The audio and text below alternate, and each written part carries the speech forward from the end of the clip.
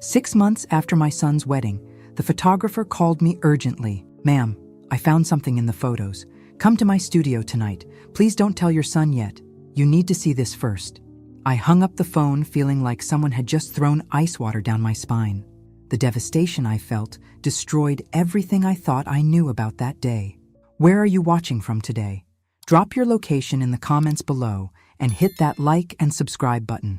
Let me take you back to how this nightmare began. 6 months ago, I thought I was watching my only son David marry the love of his life. Jessica Miller seemed perfect on paper. Blonde, bubbly, and supposedly head over heels for my 32-year-old son. As a 58-year-old widow who'd raised David alone after his father died when he was 12, I was just grateful to see him happy. The wedding had been a lavish affair at the Rosewood Country Club, Jessica's family sparing no expense. 300 guests, 10-course dinner, open bar, and Rick Brennan as the photographer, the most sought-after wedding photographer in Dallas. I remembered thinking how lucky David was to have in-laws who could afford such extravagance. My teacher's pension certainly couldn't have covered it, but now, staring at Rick's business card in my trembling hand, I realized that luck might have been the wrong word entirely. Rick Brennan's studio was located in the Arts District, a converted warehouse with floor-to-ceiling windows and exposed brick walls. When I arrived at 7 p.m. sharp, the parking lot was nearly empty. Inside, Rick was waiting behind his desk, looking like he hadn't slept in days. Dark circles shadowed his eyes, and his usually perfect beard was unkempt. "Mrs. Thompson, thank you for coming," he said, standing quickly. "I've been agonizing over whether to call you for weeks." "What did you find?" I asked, cutting straight to the point. After 25 years teaching high school, I'd learned to spot trouble brewing from miles away. Rick pulled out a thick folder and set it on the desk between us. I was organizing the wedding photos for my portfolio when I noticed something odd. I started looking more carefully, and he paused, running his hand through his hair. "Mrs. Thompson, I think your daughter-in-law was having an affair during the wedding reception." The room seemed to tilt sideways. "That's impossible. Jessica was with David the entire time." "Not the entire time," Rick said quietly. He opened the folder and pulled out the first photograph. This was taken at 9:47 p.m. during the father-daughter dance. I studied the image. It showed Jessica in her stunning white gown, but she wasn't on the dance floor with her father. Instead, she was near the service entrance to the kitchen, partially hidden behind a decorative column. She was embracing a man in a dark suit, definitely not David, who I could clearly see on the dance floor looking around for his bride. "Who is that man?" I whispered. "That's what took me weeks to figure out," Rick said grimly. "His name is Marcus Cole. He's Jessica's cousin, but more importantly, he's also her secret business partner." "Cousin?" I repeated, staring at the photograph that was quickly rewriting my understanding of my son's wedding day. I remember David mentioning Jessica's cousin Marcus would be at the wedding. He seemed like a nice young man when I met him briefly at the reception. Rick pulled out another photo. "That's the thing, Mrs. Thompson. Marcus isn't just family. He and Jessica are business partners, something David doesn't know about." He handed me a printout from the Texas Secretary of State website. Cole and Miller Financial Consulting. They've been partners for 3 years, but Jessica has kept this completely hidden from David. I studied the document, feeling that familiar teacher brain kick in, the part of me that could spot a forged hall pass from across the classroom. Jessica Miller and Marcus Cole had indeed registered their business in 2022, the same year she'd started dating David. So Jessica has been running a business with her cousin for 3 years. "And David has no idea?" I asked. Though even as the words left my mouth, several unpleasant possibilities were forming in my mind. Why would she keep this secret from her husband? "Take a look at these," Rick said, spreading out a series of photos across his desk like a detective laying out evidence. The timeline he'd constructed was damning. 9:47 p.m., Jessica embracing Marcus near the kitchen. 10:15 p.m., Jessica slipping out the side door while David was making his thank you speech. 10:23 p.m., Marcus leaving through the same door. 10:45 p.m., Jessica returning, slightly disheveled, claiming she'd needed fresh air. "I remember that," I said slowly. "David was looking for her during his speech. She said she'd felt faint and needed air." For 22 minutes? Rick raised an eyebrow. Mrs. Thompson, there's more. He pulled out his laptop and opened a folder labeled Security Footage. The screen showed the parking lot outside the country club from multiple angles. The club's security system backs up to the cloud. I have contacts there who help me access the footage. He clicked play on a video timestamped 10:17 p.m. I watched Jessica emerge from the side entrance and walk quickly toward a dark sedan parked in the far corner of the lot. Marcus was already waiting by the car. They embraced again, more passionately this time, before getting into the vehicle together. 22 minutes later, Rick said quietly, they returned, separately. I sank back in my chair, feeling like I'd been punched in the stomach. Jessica hadn't just cheated on David at their own wedding, she'd done it with her own cousin, who was also her secret business partner that David knew nothing about. Rick, why are you showing me this instead of going directly to David? He was quiet for a long moment, staring at the photos spread across his desk. Because there's something else, Mrs. Thompson, something that makes this more complicated than just an affair. More complicated how? Instead of answering directly, Rick pulled out another folder, this one labeled Financial Records. My teaching background might have prepared me to spot teenage troublemakers, but nothing had prepared me for what I was about to learn about financial fraud. Cole and Miller. Financial consulting specializes in investment management for elderly clients, Rick said carefully. Specifically, widows and widowers with substantial assets. The pieces were clicking together with sickening clarity. How do you know all this? I asked Rick, though I was beginning to suspect the answer wouldn't be comforting. Because my mother was one of their clients, he said quietly. She died 8 months ago, and when I was settling her estate, I discovered some irregularities. Rick opened his laptop again and pulled up a series of bank statements. My mother, Eleanor Brennan, was 74 and had early-stage dementia. Someone referred her to Cole and Miller Financial Consulting 18 months ago. They convinced her to transfer her investments to their management. How much? I asked, though I was already dreading the answer. $450,000, her entire life savings. I felt my mouth go dry. What happened to it? That's what I've been trying to figure out. The official records show various high-risk investments that supposedly failed. But when I hired a forensic accountant, we found that most of those investments never existed. Rick pulled out a thick folder filled with financial documents. Mrs. Thompson, I believe your daughter-in-law and Marcus Cole are running an elaborate con targeting elderly people. They find vulnerable seniors, gain their trust, then systematically drain their accounts. But Jessica's only 29. How would she even know how to do something like that? She's not working alone, Rick said grimly. We think there's a larger network involved. Jessica and Marcus handle the client relationships, but someone else is managing the paperwork and moving the money. I stared at the wedding photos again, seeing them in an entirely new light. So the affair might not even be romantic, Rick finished. They could have been coordinating business during the reception, planning their next target, discussing current cases. Or both, I said, feeling nauseous. Rick, why haven't you gone to the police with this?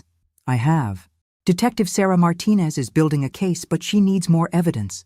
The financial trail is complex, and the victims— He paused. Many of them are elderly people with memory issues, not ideal witnesses. What about your mother? Can't you prove fraud in her case? Rick's expression darkened. She's dead, Mrs. Thompson. And according to the coroner, she died of natural causes, heart failure brought on by stress. But I can't help wondering what kind of stress a sweet old lady would be under if she discovered her life savings had been stolen. The implication hung in the air between us like a toxic cloud. Jessica wasn't just a cheating wife. She might be involved in crimes that had literally scared an elderly woman to death. What do you need from me? I asked. Information about David's finances. About your finances. I need to know if Jessica has access to any significant accounts, if she's pressured David into making investments, if she's mentioned elderly relatives or friends who might need financial advice. I thought about the past year, replaying conversations and interactions with Jessica. She's been very interested in my retirement accounts, I said slowly. She's offered several times to review my investments, said she had connections who could get me better returns. Rick leaned forward. Did you let her? No. I've been managing my own finances since my husband died 15 years ago. I told her I was happy with my current arrangements. I paused. But David has been pressuring me to reconsider. Says Jessica is just trying to help family. Mrs. Thompson, Rick said carefully, I think you and David are their next targets. Next targets? The words echoed in my head like a warning bell. I thought about every interaction I'd had with Jessica over the past year, every seemingly innocent question about my retirement, every offer to help with paperwork. How sure are you about this? I asked Rick. Sure enough that I've been losing sleep for weeks, he replied. Mrs. Thompson, can I ask you some personal questions? I nodded, though every instinct was telling me I wouldn't like where this was heading. Do you own your home outright? Yes, paid it off 5 years ago. Significant retirement savings? Between my teacher's pension, my husband's life insurance, and my 401k, yes. Any investments Jessica would know about? I thought carefully. David mentioned my portfolio a few times when Jessica was around. He's always been proud that his schoolteacher mother managed to build a comfortable nest egg. Rick made notes on a legal pad. Have they invited you to any financial seminars, introduced you to any investment advisors, suggested any changes to your estate planning? Actually, yes. The memory came flooding back. 2 months ago, Jessica invited me to something she called a retirement security workshop. Said it was specifically for educators and would show me how to maximize my pension benefits. Did you go? No, I had a parent-teacher conference that night, but Jessica seemed disappointed when I canceled. I paused. She rescheduled it twice, trying to find a time I could attend. Rick and I looked at each other across the desk, both understanding the implications.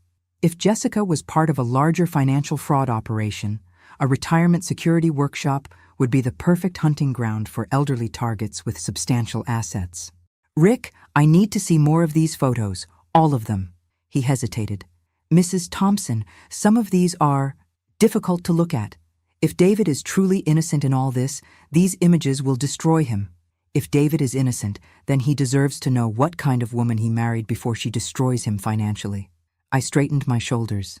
Show me everything. Rick opened the largest folder yet. These are the photos I couldn't include in the official wedding album. What I saw over the next 30 minutes painted a picture of a wedding reception that was actually an elaborate business meeting. Jessica and Marcus weren't just stealing moments for romantic encounters. They were conducting systematic meetings with various guests throughout the evening. Who is this man? I asked, pointing to a photo of Jessica in deep conversation with an elderly gentleman by the bar. Herbert Williams, 83 years old.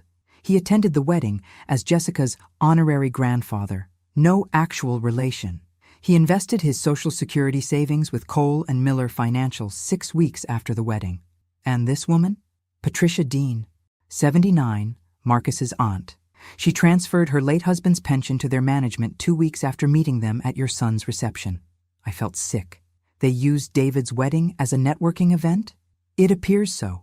Mrs. Thompson, I've identified at least 12 people at that reception who became clients of Cole and Miller Financial within 2 months of the wedding.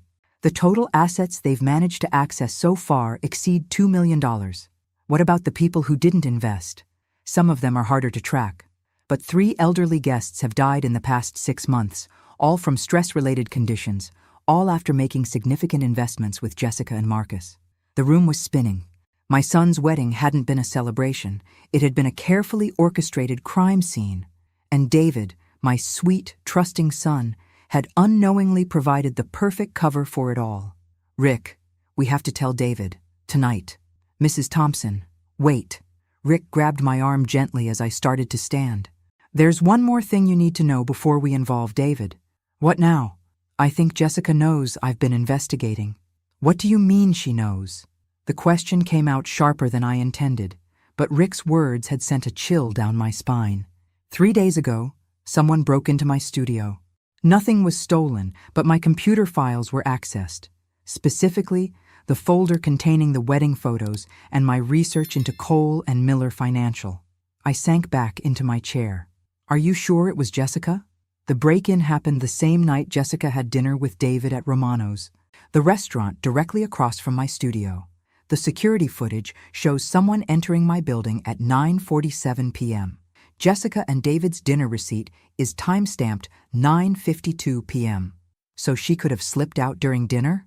The restaurant's bathroom is on the second floor, right next to a fire exit that leads to the alley behind my building.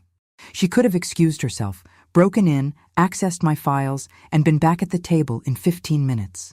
My teacher instincts were screaming. This was the behavior of someone who'd been cheating on tests her whole life. Always one step ahead, always with an alibi. What did she find on your computer? Everything we've discussed tonight. The photos, the financial records, my mother's case, the list of elderly victims. Rick ran his hand through his hair. Mrs. Thompson, if Jessica knows we're on to her, she might accelerate whatever timeline she has for David and you. Meaning? Meaning she might try to access your assets immediately, before we can expose her. I thought about the phone call I'd received just this morning. Jessica asking if I'd reconsidered her offer to review my investment portfolio. Her voice had been unusually urgent, almost desperate. She called me today, I told Rick. Said she had some time-sensitive investment opportunities that would be perfect for someone in my situation. Rick's expression darkened. What kind of opportunities? Something about municipal bonds with guaranteed returns. She wanted to set up a meeting for tomorrow afternoon. Mrs. Thompson, legitimate municipal bonds don't have guaranteed returns above market rate. She's trying to set you up. But why now? If she's been planning this for a year, why the sudden urgency? Rick pulled out his phone and showed me a news article dated 3 days ago. Because this story broke in the Dallas Business Journal. Local investment firm under investigation for elder fraud. They don't name Cole and Miller specifically, but word is getting out that the FBI is building cases against financial advisors targeting seniors. I read the article twice, my heart racing. So, Jessica is trying to cash out before the investigation reaches her. Exactly. Mrs. Thompson, I think tomorrow's meeting is her endgame. She's going to try to get you to transfer everything. I stood up, pacing to the window that overlooked the parking lot. The same parking lot where Jessica had conducted her secret business during what should have been the happiest night of my son's life. Rick, we have to stop her. But if we go to David with this now, without absolute proof, she'll just deny everything and disappear. We'll never be able to help the other victims. What are you suggesting?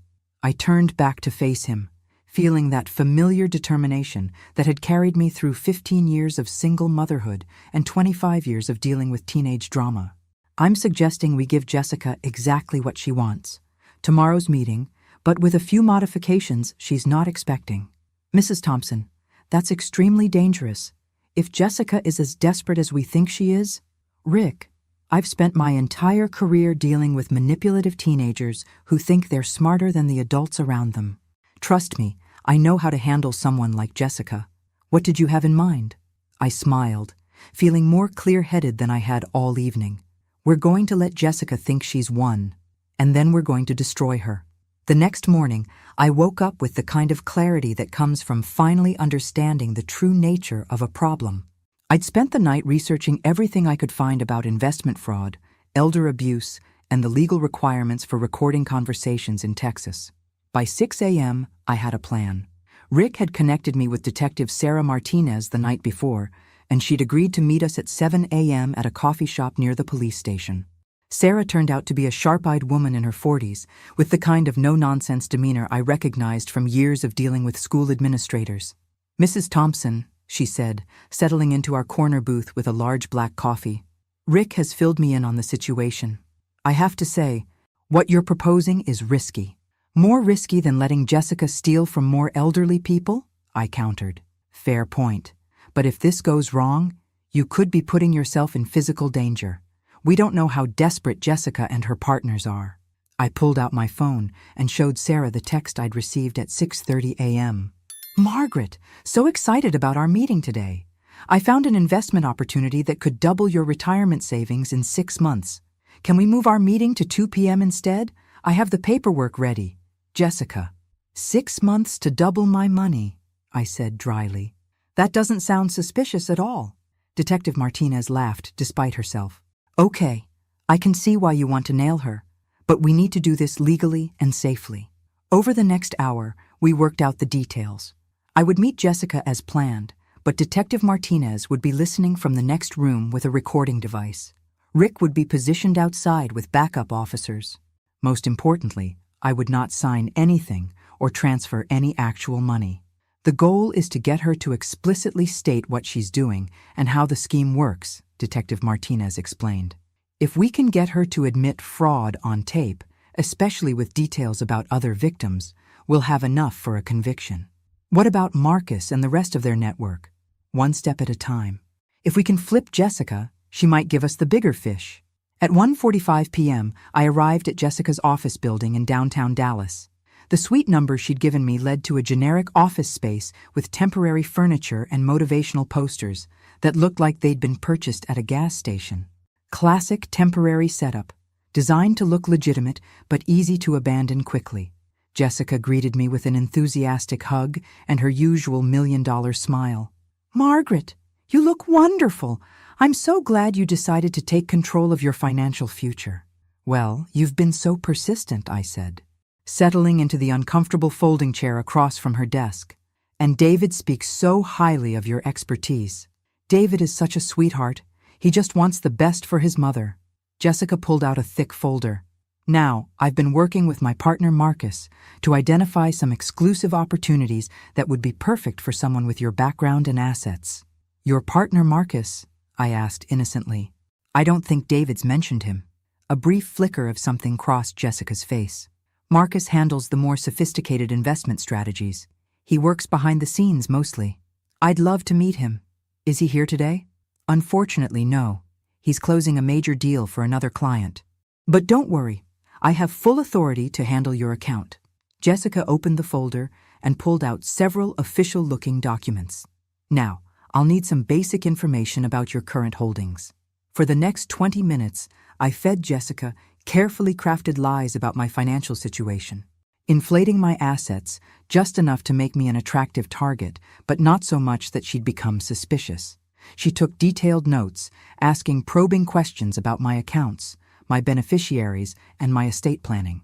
"The opportunity I want to discuss with you today," Jessica said, her voice taking on a conspiratorial tone, "is something we only offer to very special clients. Municipal bonds backed by offshore tax shelters that guarantee a 25% return in 6 months. "That sounds too good to be true," I said, playing the cautious grandmother perfectly. "That's what all our clients say initially," Jessica laughed. "But Margaret, we've never had a client lose money on this program. Never. In fact, Mrs. Patterson from your neighborhood just doubled her Social Security investments with us last month." Mrs. Patterson. My heart sank. Eleanor Patterson was 87 years old and had been showing signs of memory problems for months. "Really? Eleanor invested with you?" "Oh yes, she's one of our most successful clients. In fact," Jessica lowered her voice, "she's already made enough profit to buy that new car she's been wanting." That was impossible. Eleanor didn't drive anymore and had been talking about selling her car for months. Jessica was either lying about Eleanor's success or lying about Eleanor's involvement entirely. "How much would I need to invest to see those kinds of returns?" I asked. Jessica's eyes lit up with predatory excitement.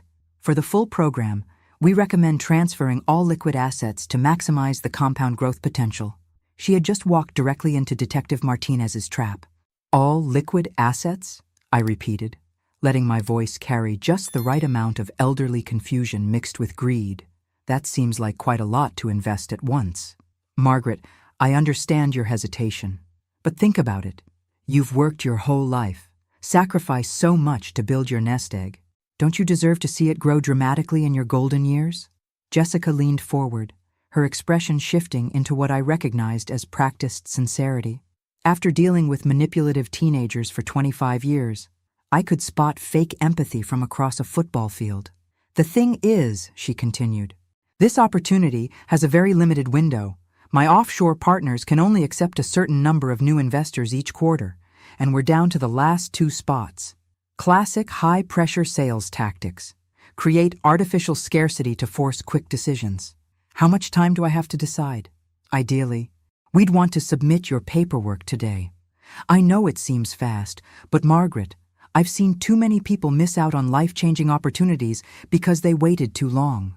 Jessica pulled out a transfer authorization form that looked official enough to fool most people. But I'd spent years grading papers, and I could spot a document that had been hastily created in Microsoft Word. This form would give you authorization to move my funds, just temporarily, while we set up your new investment accounts. It's a standard procedure. Jessica's smile never wavered, but I caught her glancing at her watch. The offshore markets close at 4 p.m. Eastern Time, so we do need to move quickly. Before I sign anything, could you tell me more about some of your other successful clients, besides Eleanor Patterson? Jessica hesitated for just a moment. Well, there's Herbert Williams. He's made over $200,000 in profits this year. Herbert Williams. Rick had identified him as one of the elderly guests from David's wedding who'd lost his entire Social Security savings to Cole and Miller Financial. That's wonderful, I said.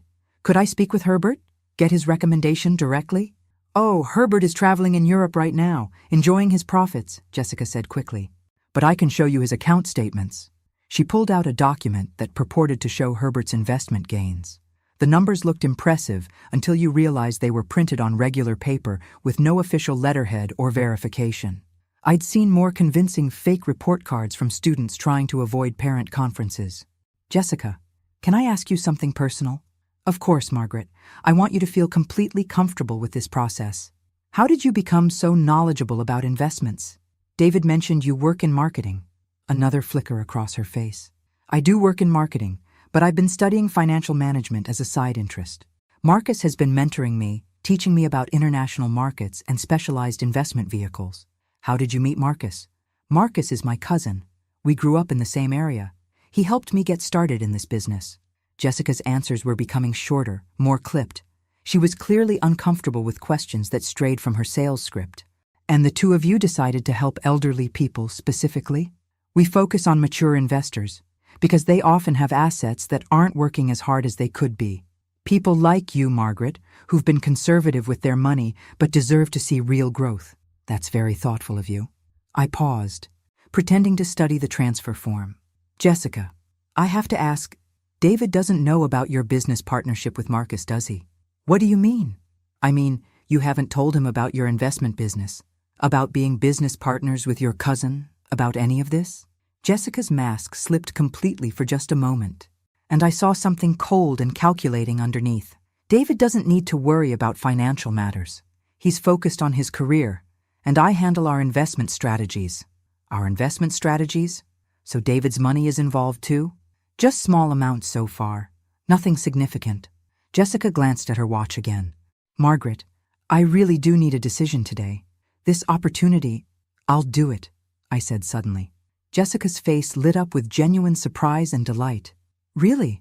Oh, Margaret, you're making such a smart choice. You won't regret this. I just need to make one quick phone call to my bank to confirm some account numbers, I said, pulling out my phone. Is that okay? Of course. Take your time. I stepped into the hallway and pretended to dial my bank while actually texting Detective Martinez. She's admitting to investing David's money without his knowledge. Keep recording. When I returned to the office, Jessica had multiple forms spread across her desk. Okay, I've prepared everything. If you could just sign here, here, and initial here. Before I sign, could you walk me through exactly how this process works? I want to understand where my money will be going. And that's when Jessica made her fatal mistake.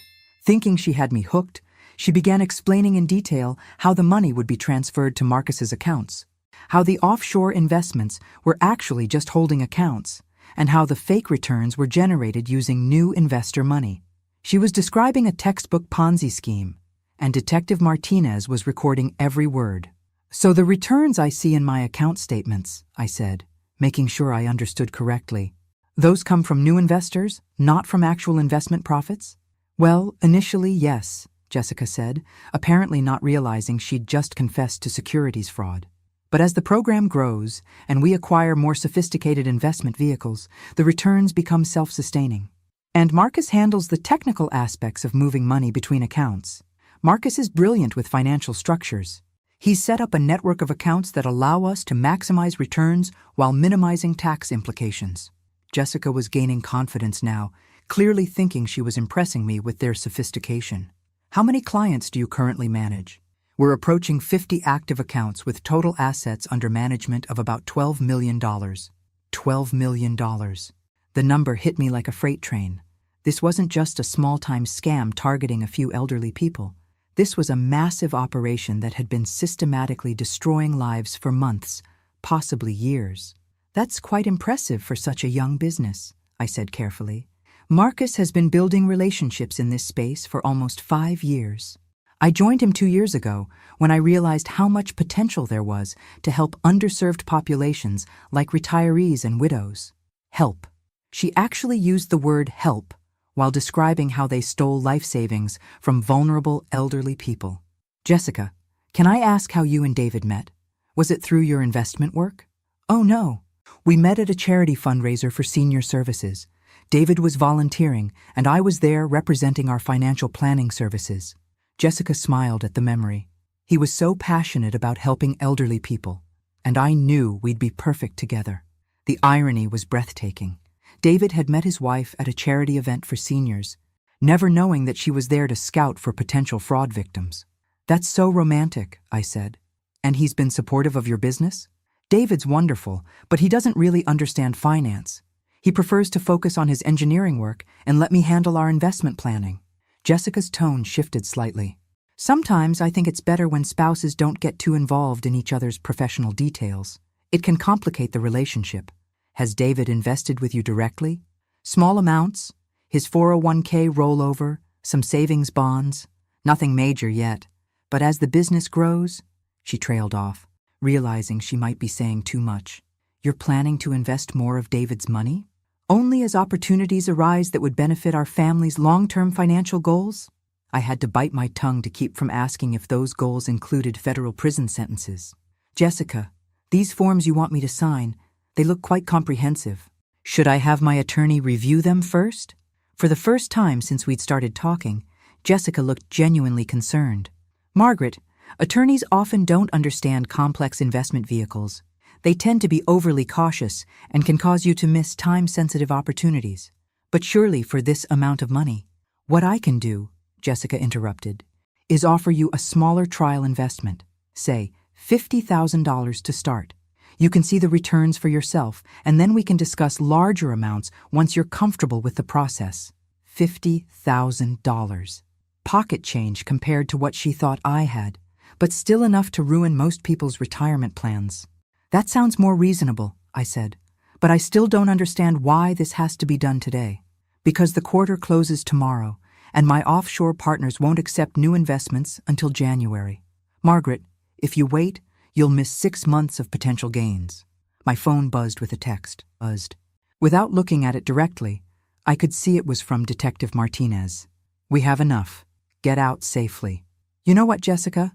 This all sounds wonderful, but I think I do want to discuss it with David first. As my only family, I feel like he should know about major financial decisions. Jessica's expression hardened. Margaret, I thought we agreed that David doesn't need to be involved in every detail of your financial planning. I've changed my mind. David is a smart man, and if this investment is as good as you say it is, he'll want to participate too. Actually, that might not be possible. Jessica's voice had taken on a cold edge that I hadn't heard before. These programs have very specific investor profiles, and David might not qualify. Why wouldn't he qualify? Age restrictions, minimum asset requirements, various technical factors. Jessica was clearly making this up as she went along. Margaret, I strongly advise you to make this decision independently. Involving David could complicate everything. I stood up, gathering my purse. I appreciate all the time you've spent explaining this, Jessica, but I think I need to sleep on it. Margaret, please sit down. We're not finished here. The change in her tone was startling. Gone was the sweet, concerned daughter-in-law. In her place stood someone who sounded desperate and potentially dangerous. I really do need to go, I said, moving toward the door. No, Jessica said firmly. You don't understand. We've already committed your spot to the offshore partners. If you don't complete the transaction today, there will be penalties. That's when I knew Detective Martinez had been right about the danger. Jessica wasn't just going to let me walk away. Penalties? I asked, my hand freezing on the door handle. What kind of penalties? Commitment fees, administrative costs, lost opportunity expenses. Jessica was making up terms on the spot, but her voice carried a threatening undertone that made my heart race. Margaret, These international investment groups don't take contract breaches lightly. But I haven't signed any contracts. The moment you agreed to participate, I submitted preliminary paperwork on your behalf. Backing out now could result in legal action. I turned back to face her. And for the first time since I'd known Jessica, I was seeing her without the mask. Her perfectly applied makeup couldn't hide the cold calculation in her eyes, and her designer smile had been replaced by something that looked almost predatory. Jessica, I haven't agreed to anything definitive. I said I'd consider it. No, Margaret, you said, and I quote, "I'll do it." I have witnesses to that conversation. What witnesses? We're alone in this office. Jessica pulled out her phone and showed me an active call that had been running for the past 30 minutes. Marcus has been listening to our entire conversation. He heard your verbal commitment, and he's already begun processing your investment application. My blood ran cold. If Marcus had been listening, he'd also heard me asking detailed questions about their operation, gathering information about their other victims, and trying to get Jessica to incriminate herself. They knew I was investigating them. I want to speak to Marcus, I said, trying to keep my voice steady. Unfortunately, he's in a meeting with other investors, but he asked me to make sure we complete your paperwork today before there are any misunderstandings. Jessica moved between me and the door, and I realized I was essentially trapped in a small office with someone who'd just revealed herself to be far more dangerous than I'd anticipated. Jessica, I'm going to leave now. We can discuss this later with David present. I'm afraid that's not possible. She pulled out a contract that was much more detailed than the forms she'd shown me earlier. This is a binding investment agreement. You need to sign it today. I glanced at the document and felt my blood pressure spike. It wasn't just an investment contract. It was a comprehensive financial power of attorney that would give Jessica control over all my assets. This gives you complete access to my accounts, I said. Only temporarily, while we optimize your investment portfolio. It's standard procedure for international transactions. Nothing about this was standard, and we both knew it. Jessica was essentially demanding that I sign over my entire life savings to her right now, with threats of legal consequences if I refused. And if I don't sign? Margaret, let's not make this more difficult than it needs to be. You came here today because you trust me, because you want to secure your financial future. Don't let fear of success sabotage this opportunity. She was still trying to maintain the pretense that this was a legitimate investment discussion, but her body language told a different story. She was positioned between me and the only exit. Her phone was still connected to Marcus, and she'd made it clear that leaving wasn't an option. That's when I heard the most beautiful sound in the world. Rick's voice in the hallway, loud enough to be clearly audible through the thin office walls. "Excuse me, I'm looking for Suite 247. I'm here to meet with Cole and Miller Financial Consulting." Jessica's face went pale. "Who is that?" "I have no idea," I said innocently, though my heart was pounding with relief. Rick and Detective Martinez were executing their backup plan. "Margaret, you need to sign this document right now." Jessica thrust the contract toward me, her composure finally cracking completely.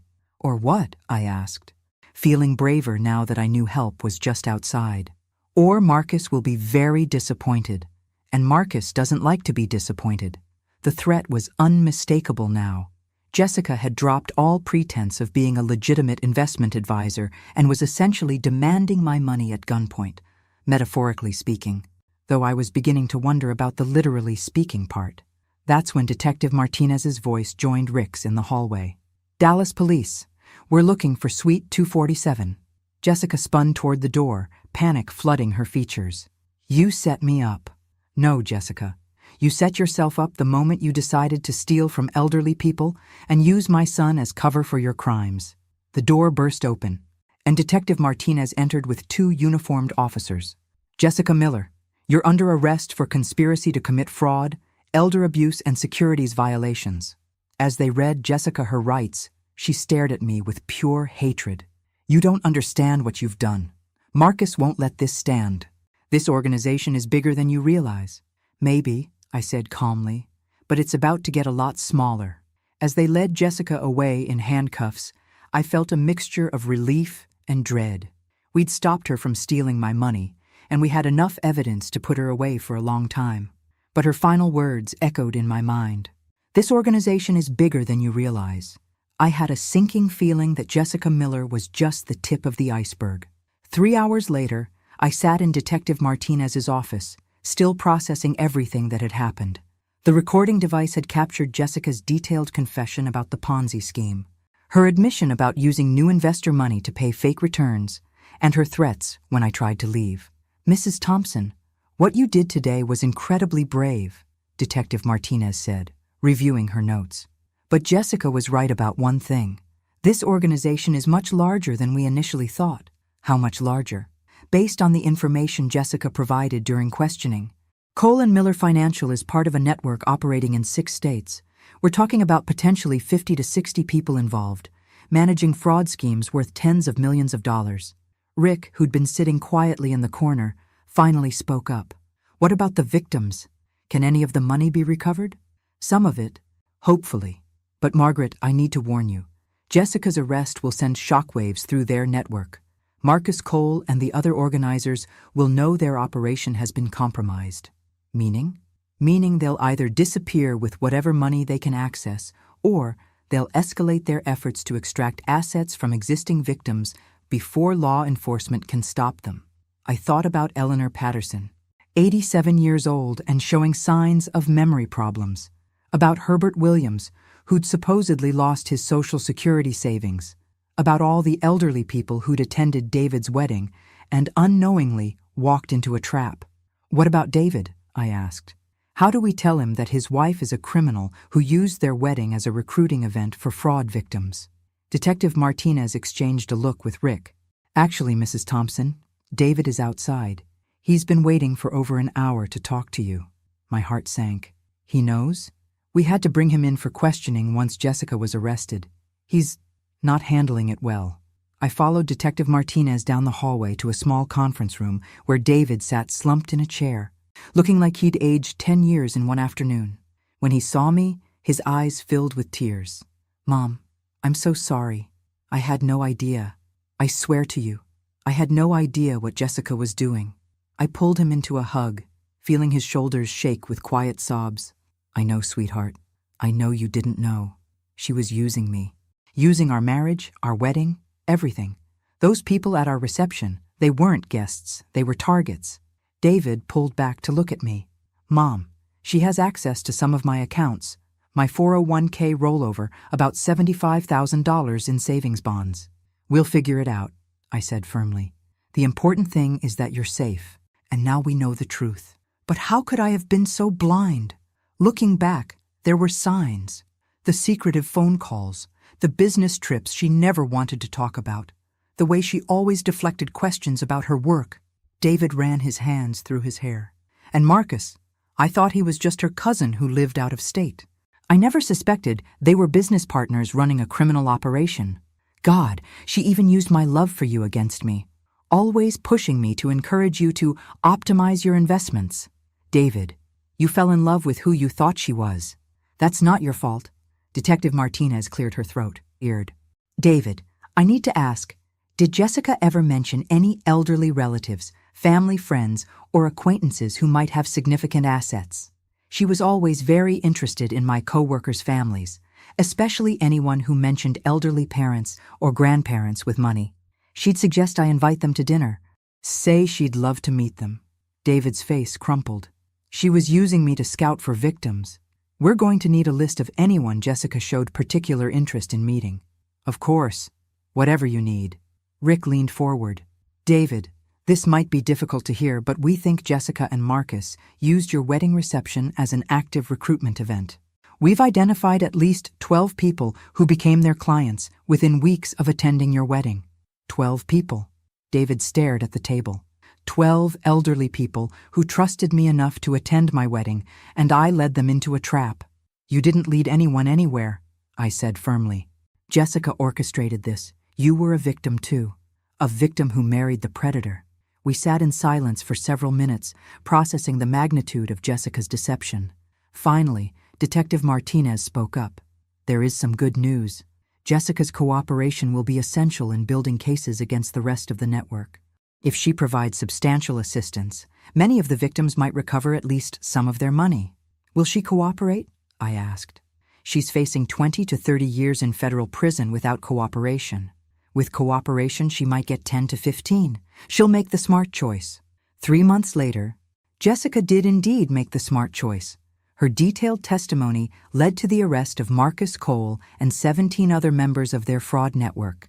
The investigation uncovered schemes in Texas, Oklahoma, Arkansas, Louisiana, New Mexico, and Colorado, with total victim losses exceeding $40 million. Eleanor Patterson recovered 60% of her Social Security savings. Herbert Williams got back about half of his life savings. Dozens of other elderly victims received partial restitution, though many would never fully recover from the financial and emotional damage they'd suffered. David filed for divorce immediately after Jessica's arrest. The process was complicated by the criminal proceedings, but 6 months later, he was legally free from the woman who'd turned his wedding day into a crime scene. As for me, I learned that sometimes the best way to protect your family is to trust your instincts, ask uncomfortable questions, and never underestimate the power of a determined teacher facing down someone who thinks they're smarter than everyone else in the room. Rick's studio returned to focusing on happy occasions instead of criminal investigations, but he kept my contact information, and occasionally we'd meet for coffee to compare notes on suspicious financial advisors targeting elderly clients. Because, as Jessica had warned us during her arrest, organizations like theirs don't disappear easily. They evolve, they adapt, and they always have a new generation of con artists ready to take advantage of people's trust and love for their families. But they also underestimate how much fight there is in a mother protecting her son or a photographer seeking justice for his mother, or a detective committed to protecting vulnerable seniors. And sometimes, just sometimes, that underestimation is exactly what brings them down. Thanks for listening. Don't forget to subscribe and feel free to share your story in the comments.